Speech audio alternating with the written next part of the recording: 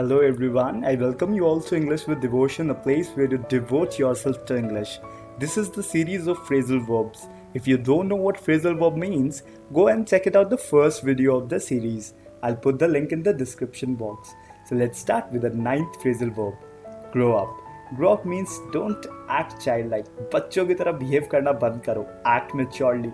थोड़ा बड़ापन लाओ यार अपने अंदर. बड़े हो चुके हो अब वो चड्डी पड्डी वाली उम्र नहीं रही है.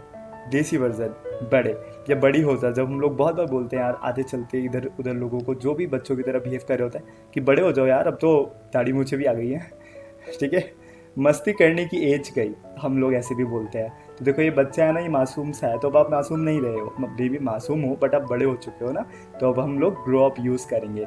Example, after attaining adulthood, adult बन जाने के बाद. When Swati yelling on road, जब स्वाति चिल्ला रही थी रोड पे, I said just grow up babe, मैंने उसे बोला यार बड़ी हो जाए यार, अब तो उम्र आ गई है शादी की. Sorry. So I hope you have learn something. अब ग्रो अप अच्छे से लर्न हो गया होगा. So stay tuned for the 10th and the last phrasal verb.